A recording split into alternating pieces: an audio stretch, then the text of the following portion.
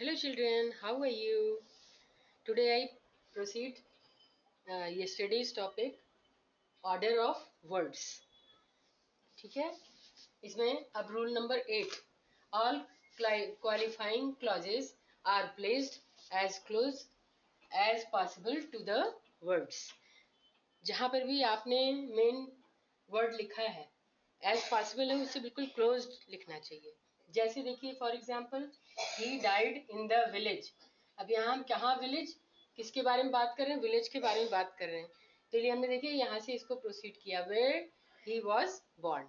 तो ये इसके नियरेस्ट है, विलेज के nearest where he was born. ऐसे देखिए दूसरा the dog that bites does not bark. अब यहाँ पे देखिए दैट से that bites does not bark. हमने जो भी हमें कहना है उसके एकदम नियरेस्ट क्लॉज होना चाहिए जिसके बारे में हम जो बात कह रहे हैं. ठीक है, इसी तरह से देखिए next the people who live in glass houses क्या करते हैं? अब यहाँ से देखिए शुड, ये ग्लास हाउसेस की बात हुई तो हमने यहाँ पे देखिए शुड नॉट थ्रो स्टोन्स. ठीक है, तो ये नियरेस्ट किसके हैं? ग्लास हाउसेस के. तो जिसके बारे में भी आप बात कर रहे हैं उसके नियरेस्ट होना चाहिए. अब एक और normal order of words in a sentence is sometimes altered for emphasize. जब हम उसको और भी emphasize करते हैं मतलब कि हम कुछ अलग ढंग से बात कर रहे हैं, नॉर्मल सेंटेंस में बोल रहे हैं मगर हम कुछ स्पेशल ढंग से जब बोलते हैं तब हमें ऐसे जैसे अनइजी लाइक्स. अब इसमें ग्रामर कोई वैसी नहीं है लेकिन हाँ इसमें देखिए अनइजी लाइक्स कर दिया हमने. देखिए अनइजी वर्ड हमने यूज किया. फिर likes the head that wears crown. तो यहाँ पर देखिए हमने क्या किया, थोड़ा डिफरेंट ढंग से इसको लिखा. जब आप ऐसे भी सेंटेंस बना सकते हैं कब? जब किसी चीज को आप एम्फसाइज करते हैं और बढ़ा चढ़ा कर बोलना होता है तब. अब देखिए मंकी आई डिटेस्ट.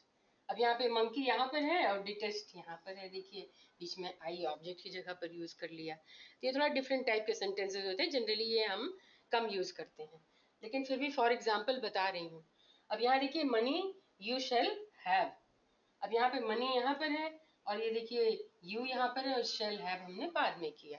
ठीक है, जबकि क्या होता है यू शैल हैव मनी पीछे चला जाता है नॉर्मल वे में, लेकिन जब जितने भी इम्फेटिक टाइप का सेंटेंस बनते हैं जो थोड़ा एक्सक्लेमेशन को टच करते हुए जाते हैं वो इसी ढंग से लिखेंगे. जैसे कि ब्लेस्ड आर द मर्सीफुल. अब ब्लेस्ड आर द मर्सीफुल हम ऐसे जनरली बोलते नहीं हैं लेकिन ये स्पेशल वेज में लोग डायलॉग में बोल देते हैं. ऐसे देखिए ये और भी देखिए just and true are all thy वे.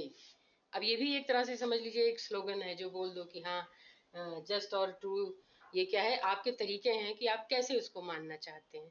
एक तरह का कहने का ये तरीका है. तो इसको एम्फेटिक टाइप ऑफ सेंटेंस कहते हैं. ठीक है, नेक्स्ट एक रूल और बचा है मैं बता रही हूँ उसको.